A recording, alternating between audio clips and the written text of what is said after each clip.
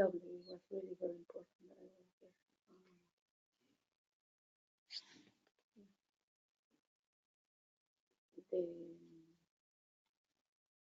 There is a lot of interest on what is happening in the local elections as well. So it was interesting. The content is now very interesting. I was just mentioning to Laura, one colleague of mine who is Finnish, on Saturday I saw that in Facebook he posted that he was going to come. Right now, yeah. 3, 2, 1. Okay, hello everybody. My name is Rosalba Icaza and I'm the convener of SJP, that stands for the Major in Human Rights, Gender, Conflict, Social Justice Perspective Major here in ISS. And we are very happy that you are joining us. And I'm going to introduce the other people that is here with me and that is going to be sharing what is SJP and what is so relevant and a special program here in ISS.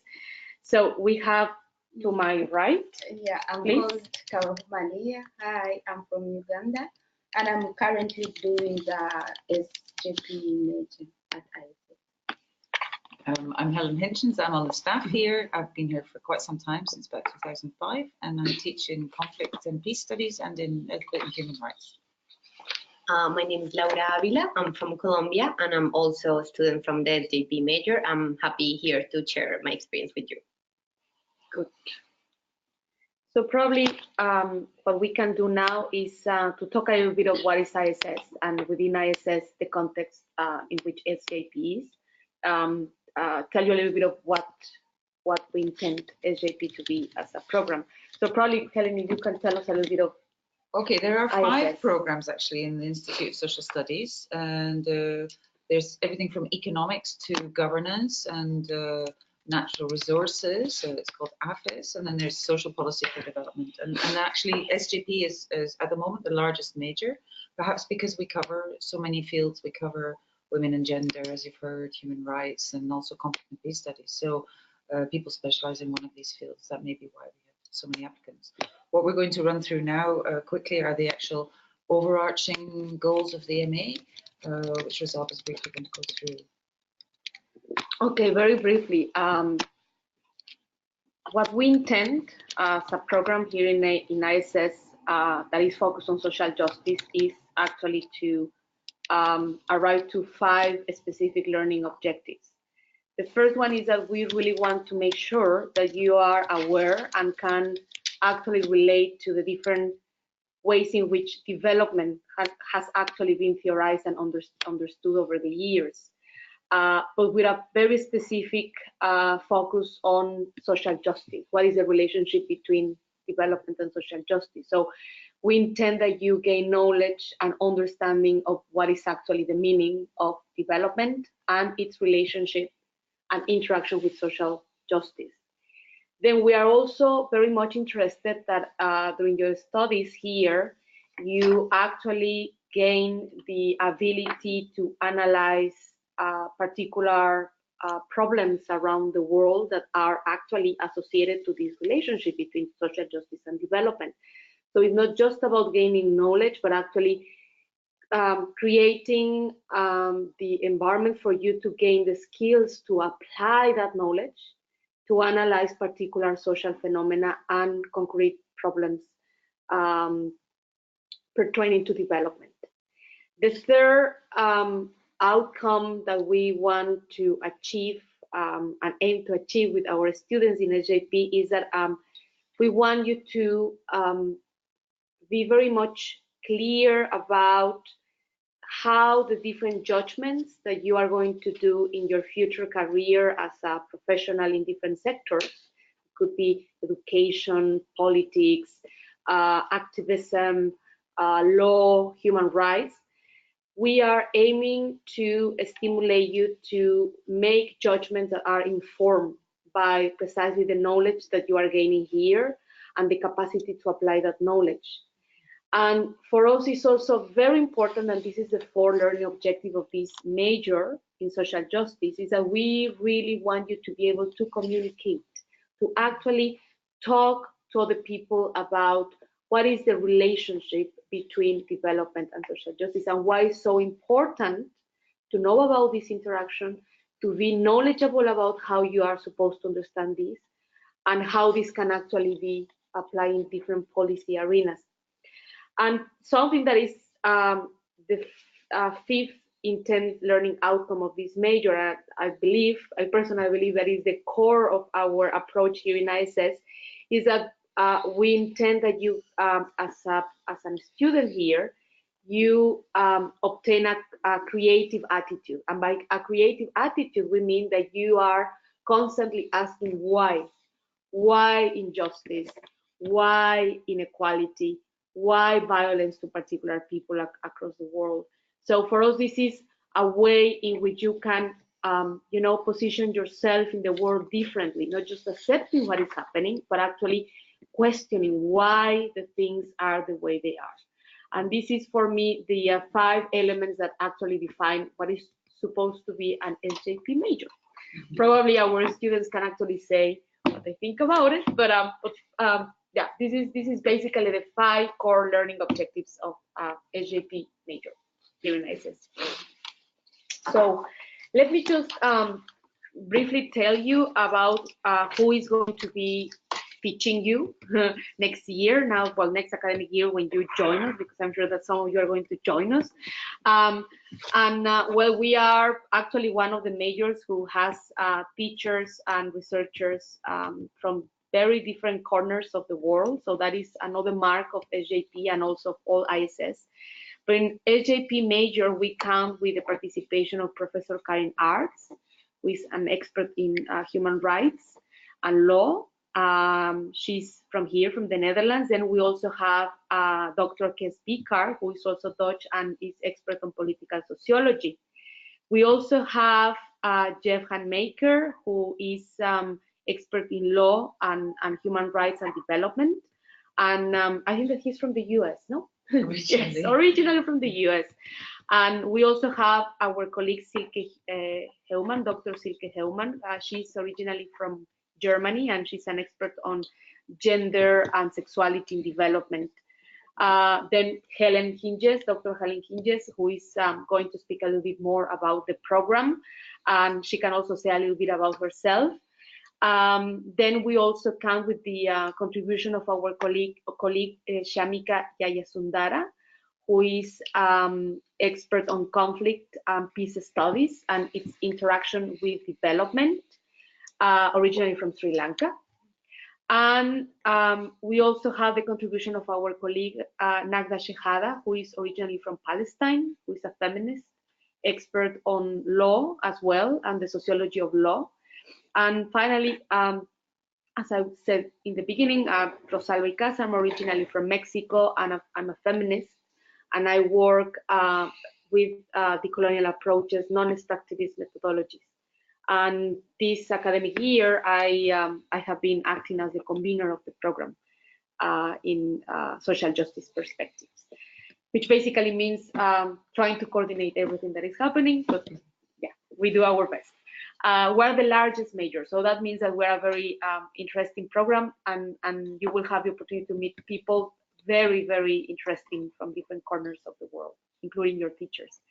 So now let me just pass the opportunity to Helen to tell you a little bit more concretely what is the major about.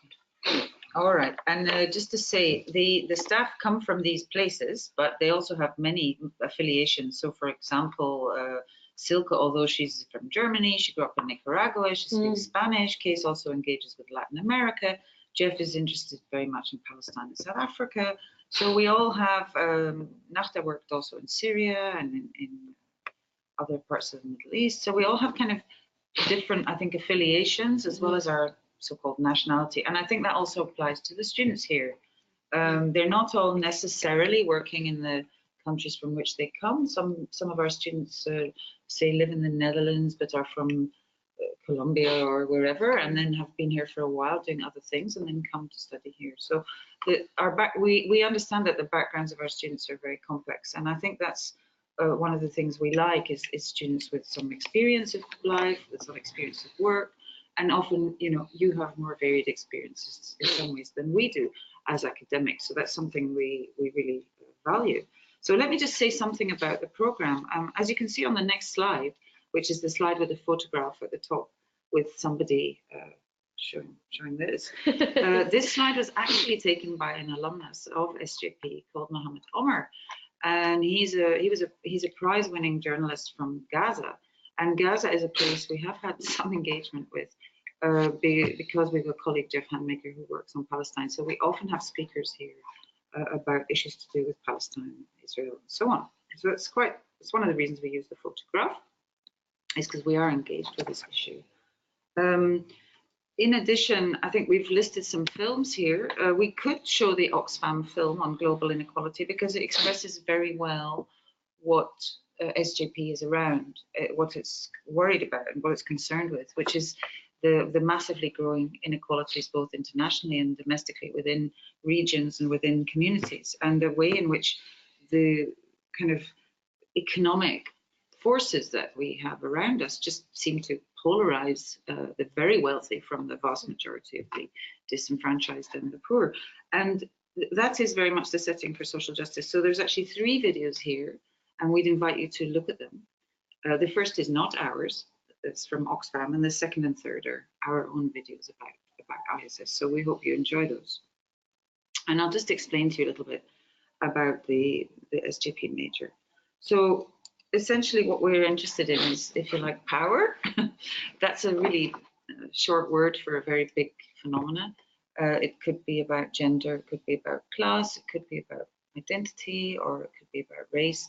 It could be at the global, national, local, regional, sub-local level, even within the household. So our interest in power is what we call intersectional, which is something that's very foundational in SJP, which means we don't just consider either race or class or gender or sexuality or disability, indeed, but we consider the whole complex way in which these power relations interconnect and contradict one another sometimes.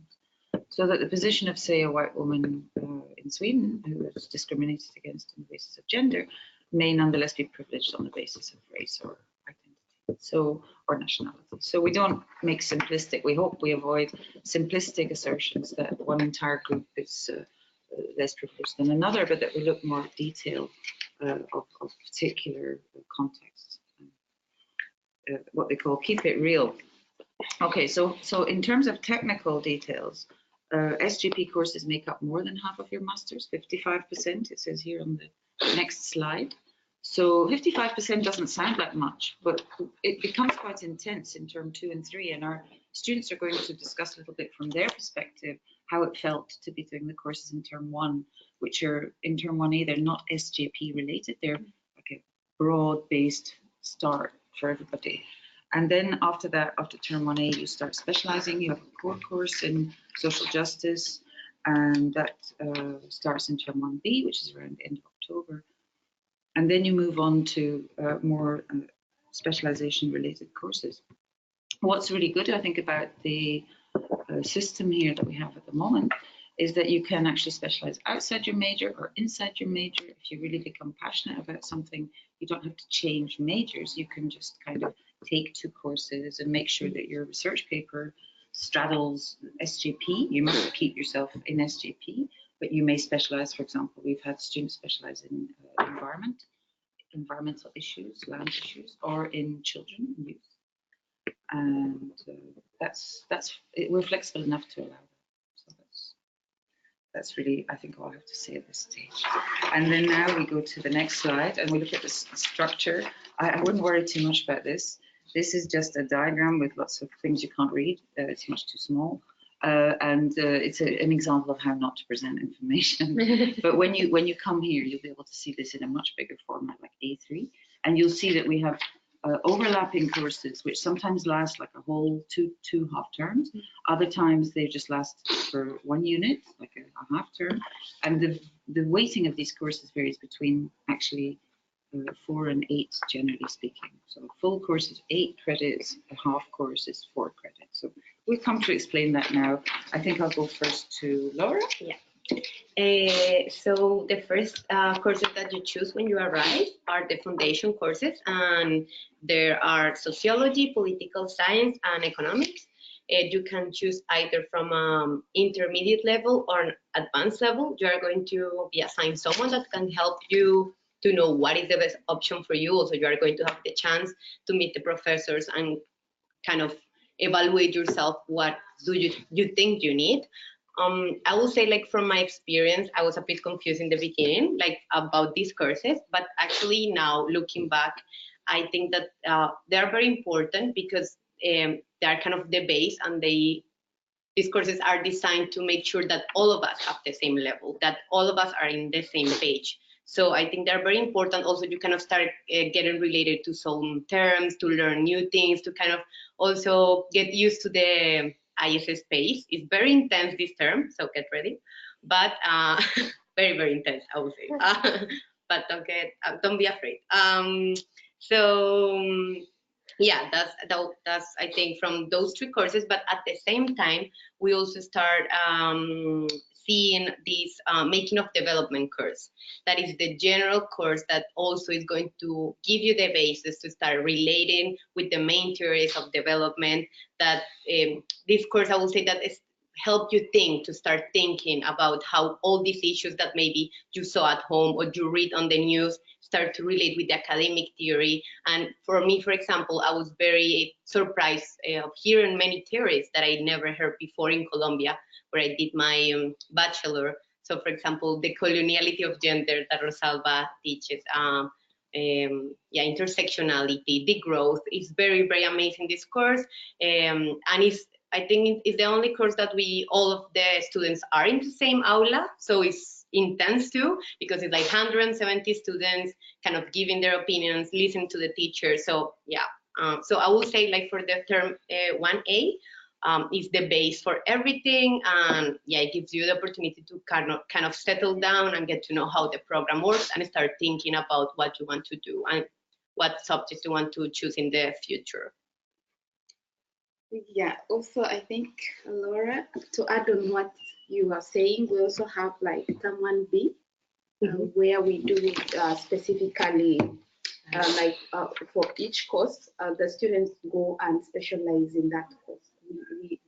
We pick out one course specifically for that. Like for SJP, we did contemporary perspectives, for that term 1B, and also did another course. They were two. So again, I'm Alia from Uganda, and I'm happy to say that last year I watched Helen during the webinar, and it was so interesting, and I decided to say that I'll take part in it this year. So I'm sure you guys watching next year will be seated here with either Helen or this year. Yeah, this year. This academic year. Yes. So I'm basically going to talk about second term, where for me, second term is more interesting because you really get into what brought you to ISS. Like for me, I always tell people I came here to do studies for women this, women that. So for me, term 2 is very interesting because you really get to learn what you want. As Helen has already said, you can pick from quite a number of courses what to do. But for SJP, we have 3 major courses, like for gender, then we have human rights and conflict. So you can pick one specific course, one major, if like you want to really major in one. So for me, I'm currently doing gender because I already said it, I'm so much interested in gender. So you can also choose to do human rights, then you add another course, or conflict, then you add another course. So basically, term 2 is supposed to be like you have one major, then you add another one. So the one major has 8 credits. Those ones you will understand when you come here. Then before you go to choose the courses, we have mentors, as how Laura has already said. They are very, very important in guiding you on what to do, when to do, and how best you can select your courses to avoid like a lot of work when it comes to term 3, when you have to do your research, the research design, and start preparing for your RP. So to me, it was really, really very important. I discussed this with my mentor, who happens to be Helen, and she really guided me so well, because now I'm at peace. I see many people are running up and down, but she guided me so well. Thank you, Helen. I'm doing my design. I'm almost done with it even, because she guided me so well. So when you are assigned a mentor, make sure you're in touch with her, ask her anything before you mess up and you find like in this term you have a lot of things to do. You have, yet you have to do your research design and all that. So I think basically that is it. Yeah. Yes. Research techniques. Does that if you want to say anything about that? Yeah. We also have research techniques. I'll talk about one, and Laura will also talk about one, because for me specifically, I'm doing mixed methods. Okay. Mixed methods, I chose it because it's a combination of so many techniques. It's a holistic package for first time, like for research starters, for people who are just starting to do research. So it encompasses all the techniques. So you find the qualitative, the participatory, the observation, and everything. You find it in one. It's like having a plate of food full of all the ingredients. So that's why I chose mixed methods, and I'm sure maybe Laura, you're doing another one. So that one you pick it like for Helen talked about the courses that are quite longer. So for me, I started with it in term 2, and I'm still going on with it till the end of 3rd term, when we'll be going for our research in July. So it's really interesting, and the professors are also so interesting, and they are jolly, the class is jolly, and it's really good. So I'm sure when you come here, you will also choose mixed method. So Laura can also talk about it. Yeah. No, I will just add that the research paper that now we have started, like our process, is very important here in ISS. So that's why we have these research courses. I personally choose ethnography because it's completely different from my background or from what I have done before, and case study. So I hope that these 2 courses are going to help me with my thesis, with my research process. But I just wanted to say something, maybe already Rosalba said it and Aliyah said it, but what I think that is one of the most important things about this master's program is that you kind of create your own master according to what you love and what you are passionate about. So for example, I am very interested in conflict and security, so I took these 2 courses, but I wanted to give it like a new perspective. So I wanted to acquire like theoretical tools about gender, because I didn't know anything about it. I knew in my heart that I wanted to learn, but I didn't have the tools. So for example, that's the way I combine it. So for me, I think I would say from the choices when I was checking at universities, that's one of the main reasons that I choose this master's, because it gives you the chance to kind of put it in the way you want and make choices, and it's very nice. That's what I would. Okay, it's good to hear. Yeah, good. I'm so happy. Something that probably I would like to add is, as it has just been said, the research process is very important. This is a very important component of your learning here. And what we try to do as teachers is that the 5 elements that I was mentioning to you that we are trying to promote during your studies here, that is about communicating, making informed judgments, having a creative mind, etc. We know that you are going to acquire different skills through this learning to do research. But we're also very conscious that many of these skills are also taking place, or actually, growing up through the different interactions that happen not only within the classroom, but actually with a very intense kind of social interaction between the students. And as a teacher, I can also say that happens in the moments of mentoring.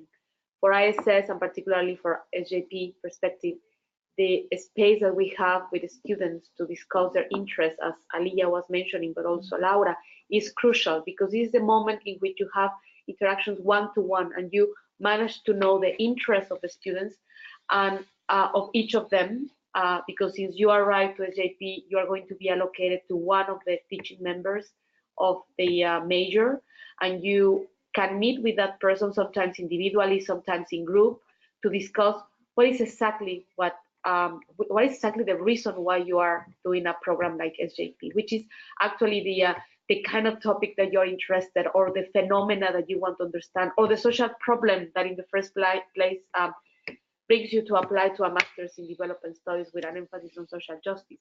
So for us, mentoring is part of the pedagogical menu that we have here in ISS, because we also, I think that I can say for all my colleagues in SJP, but this way of having these one-to-one conversations is crucial, especially at the master level, because it's also the moment in which the students can work out their arguments, their ideas, clarify something that doesn't really was properly explained or understood during the classroom. And we try to make most of our time available for these kind of interactions as academic staff. And I personally believe that this is something that differentiates other masters and other universities. I always say this, and probably I'm repeating myself, but I have taught in 6 different countries around the world, and I have never seen this level of interaction and commitment from teachers to students. And I believe that this is something very important from this program. Unless Aliyah and Laura say that it's terrible, but I think that is one of the marks of ISS. I don't know, probably this is what I believe is happening. So, but probably you can also comment on your experiences. I don't know what do you think about that? On the experience with the mentors and the one-to-one conversation that we have. I've already talked about it. Yeah. It is like when you are allocated a mentor, he's like your parent here at ISS, because they show you what to do. They even show, real parents. Like she or he is a person you go to, like when you feel overwhelmed, when you feel you don't understand anything, and it's really, really helping. Because when you come, sometimes you don't, but for people who are doing masters for the first time, you really feel overwhelmed, you don't know what to do, you don't know where to start from, but the mentors are really, really important, and they're always there to guide you. The way how the word is mentored, they are really mentoring you to the system and showing you how best you can achieve what has brought you to ISS.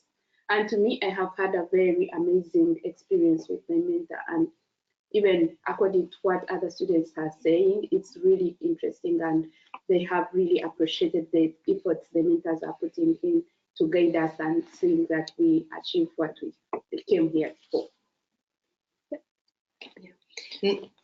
No, I will just add that, the mentor is the first person that you get the contact with, but along the master, and for example, after each class is finished, you have the chance to go and ask the professor if you have any doubt. Also, you can make appointments to go and talk to them to the office, even about the essay, about the doubt, something that you didn't get during the class. So for me, like Rosalba said, that I think that this is unique, because in other universities, you kind of see the teacher or the professor very far away from you, like in this, I don't know, hierarchical position. Here is very kind of horizontal. That's the way I think you try to do it, right?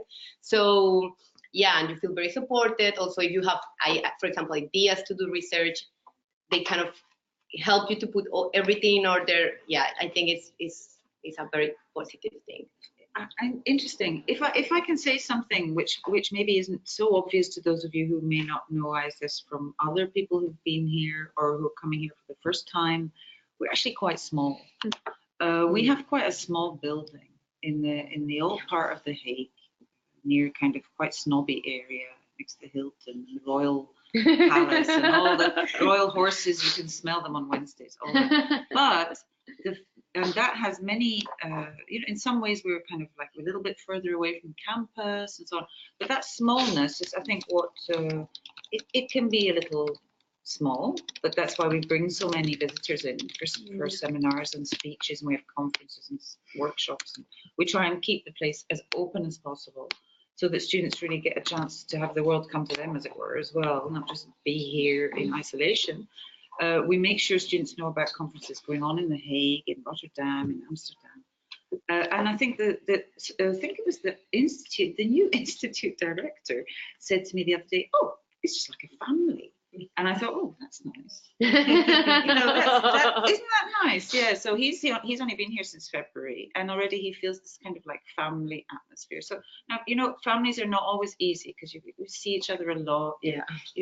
You're very close in a way, and sometimes that can get a little bit like you just need to get out for a while, do something different.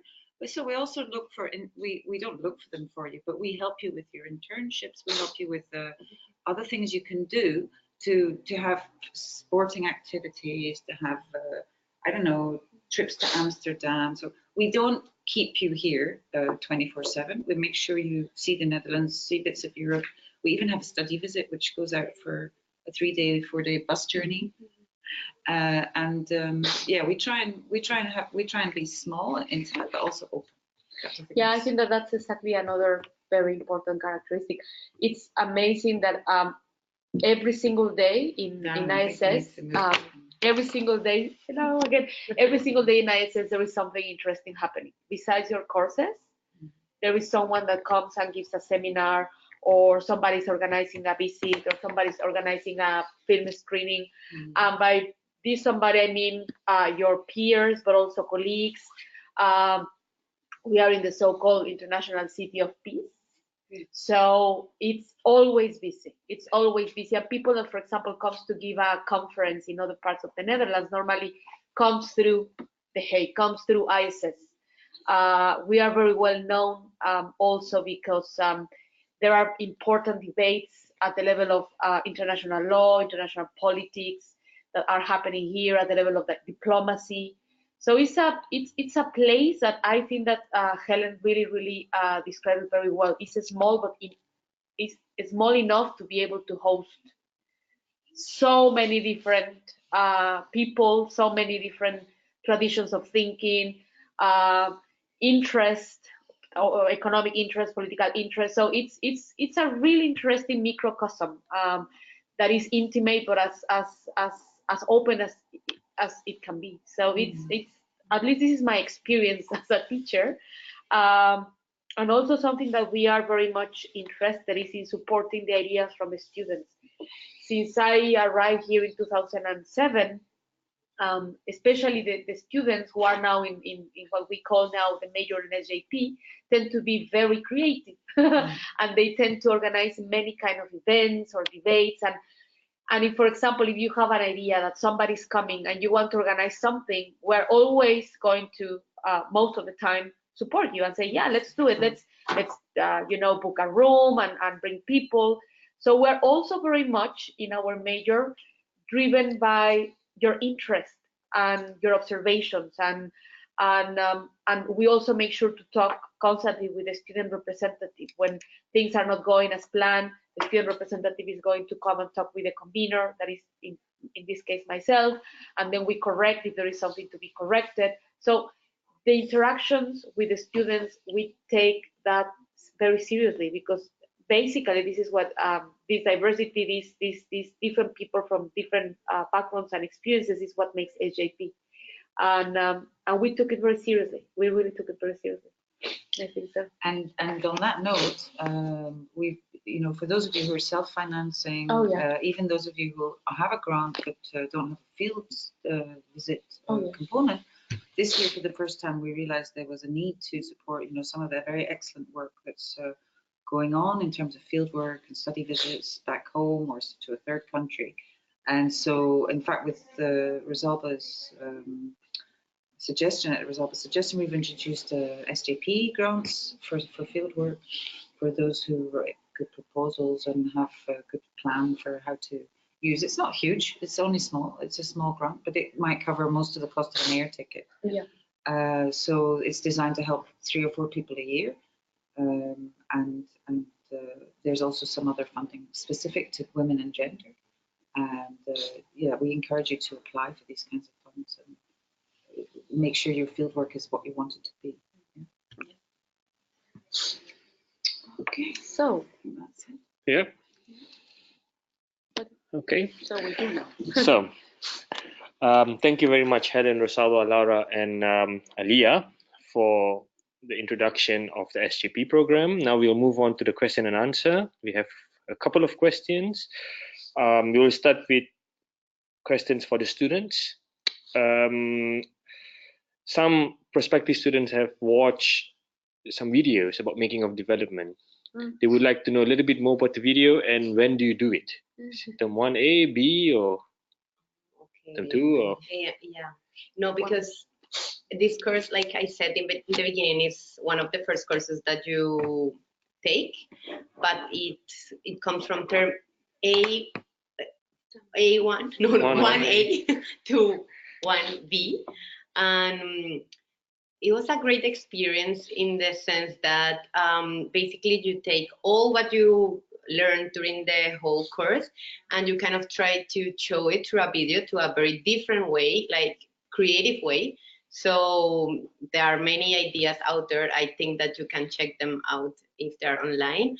And the process was like, yeah, basically to sit down with a group of people and kind of think, yeah, what did we learn? You know, that sometimes you learn things, but you never reflect on what you really got. So sit with your friends and think, okay, what did we learn? What we got out of this course, and how we present this to people that they don't know anything about development, to prospective students or to our peers too. So that's what we did. And in my experience, it was a great experience. I had a lot of fun. Of course, there are always group dynamics that we have to handle, as always. But yeah, it was nice. Can I say something? Yeah. You started planning of the video from November, no, more or less November, and you presented in the 3rd or 2nd week of December. And the pedagogical rationale of that video is that course on the making of development is very much based on the Dictionary of Development. That is a very famous book that everybody reads. Those interested in doing development studies, most people knows about it. And the idea was to have like a visual development dictionary, and that the students were able to reflect on what they were learning by making a video that is actually a contribution to a, let's say, a visual archive of the own ISS Dictionary of Development. And I think that is great. It's a good experience. Yeah. I have a lot of fun watching your videos, guys. It's Okay, to add a little bit on the video, like the videos we made were basically based on the concepts we studied in class. Like for me, the videos are like taking out the theory part of it and putting it into practice, like making the practical part of it. So the concept, then they want to show you how like you have really understood this through making something out of it, so that when someone watches the video, they will understand they will understand the concept without even reading about it.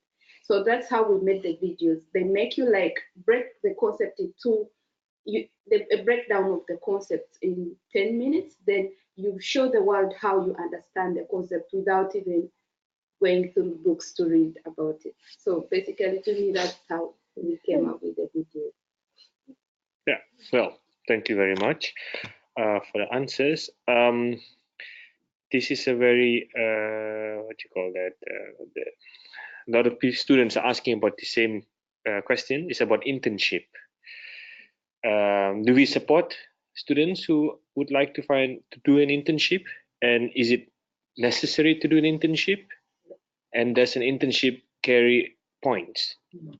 Okay, a few years ago, we had on the books, we had a course, an internship course. That didn't work out because it's incredibly tightly packed, our timetable.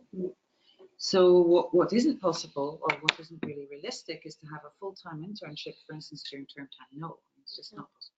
But what one can do is to have, say, a couple of half days during term time, or weekends, or other kind of flexible arrangements are possible.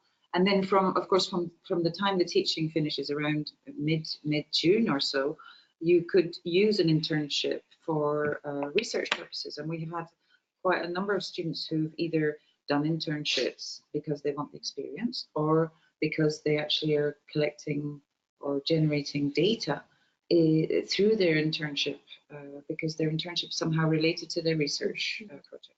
So let's say you're interested in women conflict resolution, you might find a local NGO that works on those themes, and you might volunteer with them as an intern. But at the moment, we don't give credits for this because it just proved impractical. Then to add on that, like for internship, to me, I would call it volunteering, because when I came, I was kind of interested in engaging and trying to, and I wanted to understand how organizations here implement their work and all that. So I managed to get a position somewhere, and I've been volunteering there, like remotely. By remotely, I mean they can send you work and you do it at in your hostel when you have time, or maybe 1 hour per day, or they can decide, but I think they give between 10 and 6 hours a week. So with that, you can decide like you want to work with them, to volunteer with them. They give you the work, you do it and all that. So I managed to get a volunteering opportunity with the Center for African Justice. And recently we organized an amazing women empowerment a workshop here, and ISS supported us very well. It was a very big success, and with that, and I'm like, if I wanted to look for a job somewhere, they can give me a recommendation. And I think it's a very good idea if you say like you want to volunteer, because you mix with people, if like from my case, I have background working with NGOs, so I'm like, I wanted to know how they do their work so that I can add on my experience, and then that can also further your career, like in whatever you're trying to achieve. Well, thank you very much, Alia. Now, about your thesis, more to the students, your research paper. Did you make a decision about your research questions before coming to ISS, or while you were at ISS? Well, no, well, but being very honest, when I came to ISS, I already had a topic planned, and I think that I talked to Rosalba about it, and I was very excited about this topic. But then while I was reading an article for a class and also checking the news, another topic came into my mind. So I was like, okay, I need to choose. So I choose, and at the end I didn't, I decided to work in the new topic. So my advice is like, of course you can bring ideas, but I will also recommend you to be open, because while you start on talking with teachers and during the classes, you can read so many interesting things. Like it's almost difficult to choose because there are many things out there that you can be passionate about. So yeah, at the end I changed my mind and I am happy with my choice, but yeah, that's okay. Like for me, I always say I purposely came for women. Okay, I came with my topic. I presented it to my mentor the first time we had a meeting with her. She was like, okay, it's interesting. Then after getting a supervisor, we talked about it. I didn't change it, but we just polished it. Yeah, it's still the same topic, but it's now polished. Yeah. So you can, for some people, there are some people who are being recommended by their organizations to come here. So they're like, when you go, you have this research topic and all that. As Laura has said, you have to be like, you don't have to be, but try to be open to anything, to the advice, so that you can polish your topic to come out with the best thing that will help you in future, because the thesis is not stopping here. It's like an ongoing process. You may want to use it somewhere and all that. And the people, the professors here are experienced to show you the best in how you can use your thesis to achieve more things in life. So yes. Thank you very much, guys. Another question for the students. What is your toughest challenge as an international student? While living or studying here, and did you manage to overcome it? Wow, deep question. No. I will say that why not? Like, for me, so far, these 7 months have been the greatest months of my life, I will say. It's not the first time that I'm abroad, like far away from home. I had some moments emotional up and downs as everyone else. But I think be surrounded, like Rosalba said, like Helen said, in this being in this community and being part of this community, make it worth. And I will say that also is not something professional and academically, but I have been challenged personally in many ways. So as a woman, kind of like being here, for example, and working with topics related to gender also has made me reflect on who I am. So I will say it's one of the greatest experiences that you can ever have. I'm being surrounded by people from all over the world that also are going through the same thing as you are, and you talk with them all the time. It's like a life experience, a life and professional academic experience. So yeah. Yeah, to me, it was really tough for me. Being a mother, a single mother, I was leaving my son for this long for the first time. And then when I came, I met more single mothers here. So we were like, okay, I'm also trying, I'm managing. And yeah, it was good. Then after it became intense when my mother and my auntie fell sick, it was really, really tough. But to me, ISS is a family. They are the people you go to and they will help you. So in the process of my parents falling so sick and all that, I had to go to them. I told them the situation at home, because when you're away, they keep sending you videos, photos of your beloved ones. You see them, like things are going on and you're like, oh my God, if I'm there and maybe I can do something. And to me, the toughest time was when my auntie and my mom were very, very sick. And yes, you were asking how you managed. I managed to go to Martin. We have a counselor here, students counselor called Martin. I talked to him because I kept on updating him on what was happening at home. And when the worst came to the worst, they gave me a ticket to go home. So I went home. The insurance pays for the ticket. I went home. I checked on my mom. I checked on my auntie. And when I came back here, my auntie passed on. So I'm like, at least I managed to go there. And the teaching staff were all involved, because I informed Rosalba. Helen met me and she used to give me hugs all the time. And I would yes. Then Rachel, and the students were all very much involved. To me, most especially the African community here, because we have a group and all that. And when I lost my aunt, everyone was there, everyone was concerned. So those tough challenges, I want to let you know that when you're here, you have family here, and those tough challenges you share with them. Try to open up, talk. When you don't talk, we will not know what you're going through, but when you talk, you get the help. So I don't think there is a tougher challenge like losing someone, but when something like that happens, ISS is more than a family. They will give you the necessary guidance, the comfort, and everything you need to go through it. So to me, I can say the challenges were there, but ISS helped me to manage them in the best way possible. Thank you, Alia, and thank you, Laura, for your insights. Questions for the lecturers. Career options after I have graduated from the SJP major. What are the alumni doing? There are so many options. The options are from here to the sky. No, honestly, I have been here, as I mentioned, since 2007, and I have seen people working for academia.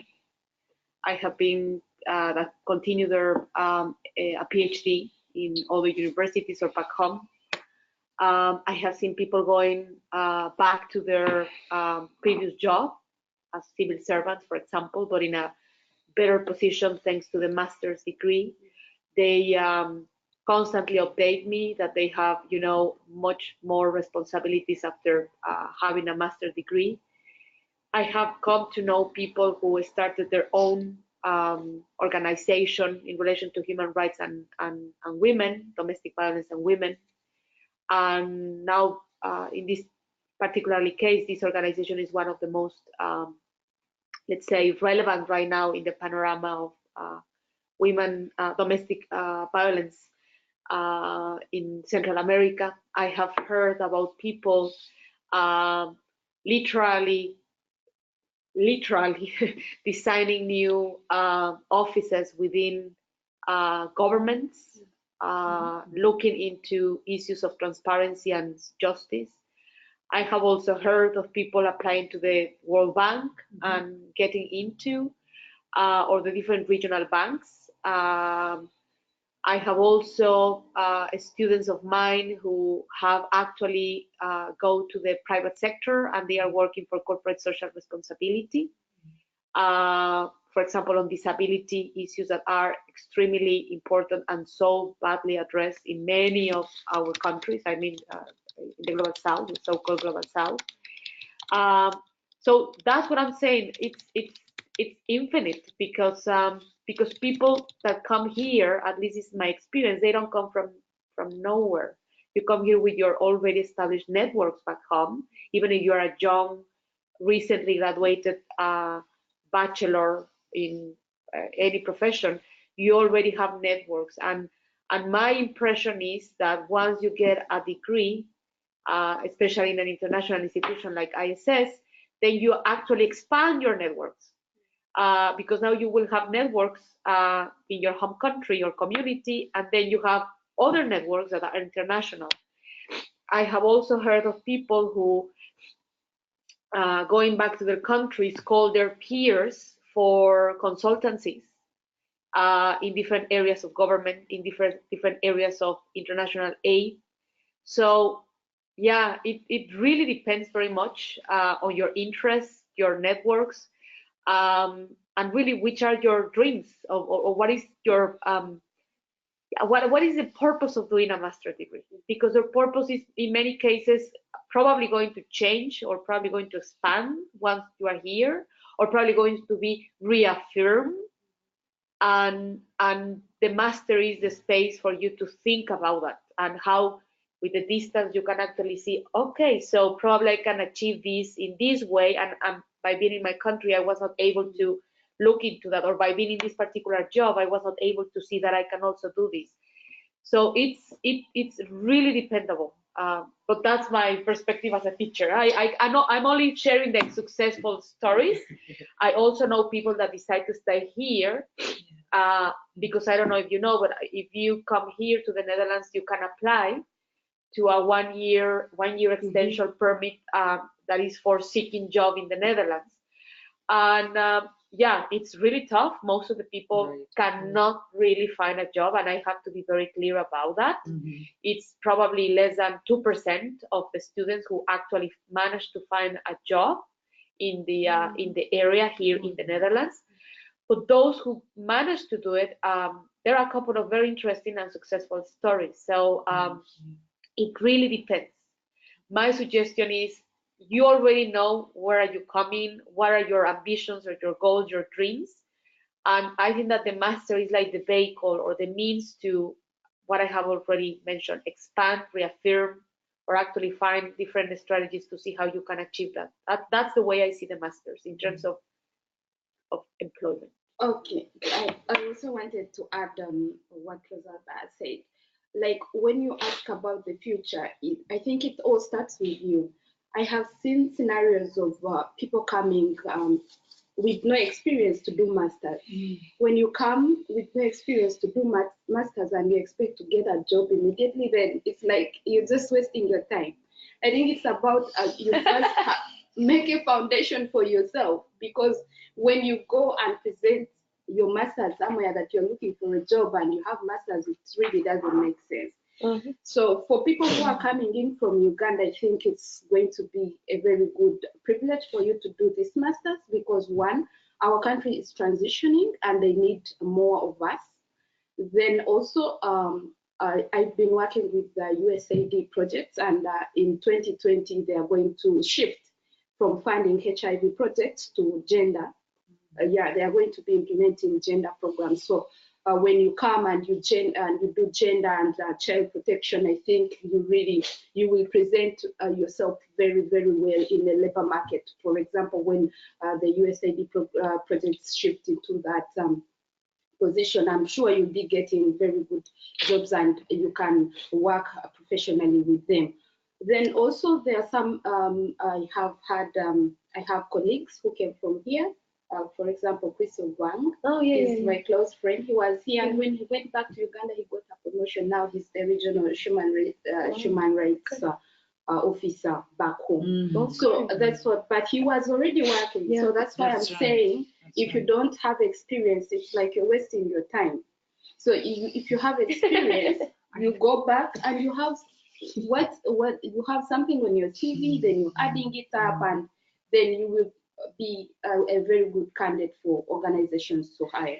It's very interesting what you are saying, because when you are advising that probably first it's important to gain some job experience back home, and then come for the master's degree. I also agree. The master's is not good for people who are fresh graduates who are coming out of university, and you come to ISS, you do masters, and so what? Because many people are looking for experience and the knowledge. So if you only have the knowledge without experience, then there is no way how you can really work well. Some people have, of course, worked before their bachelor's, that's or they end up working with their professors at universities. So they're really interested in research. So there's a few exceptions, but I really agree with you on the whole that at least it's to your advantage to have both experiential and academic qualifications, right? You know, you have experience, you've got a bit of a track record, even if it's only a couple of years, and then you add value to that with your academic master's qualification.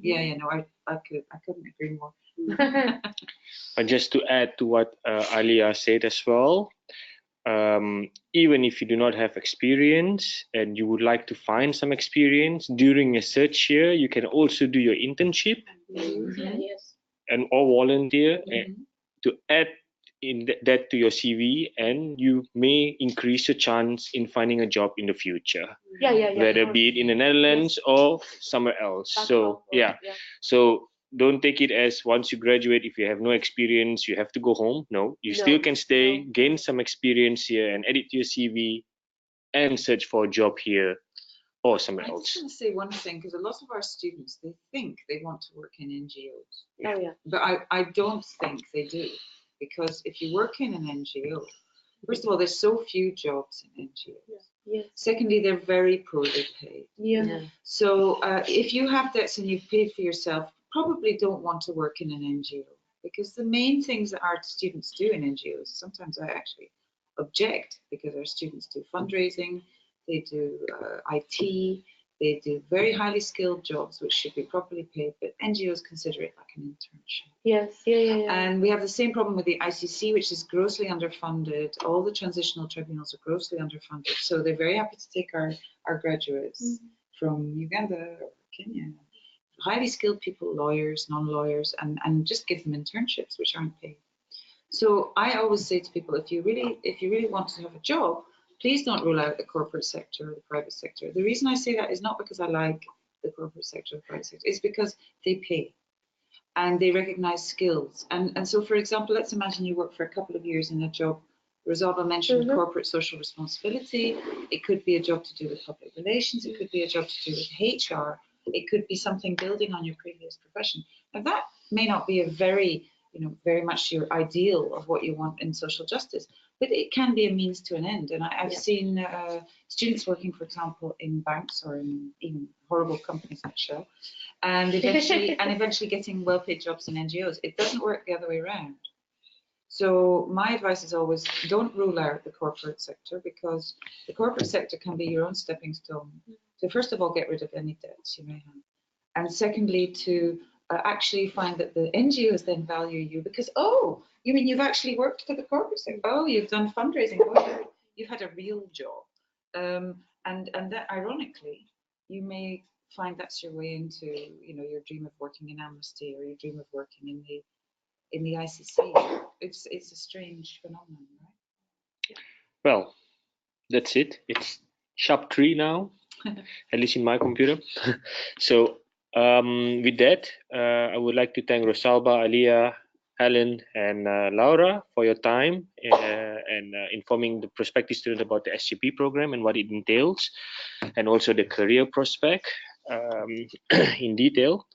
We look forward to having you here in September this year. And if you have any further questions, you can always contact me at study@iss.nl.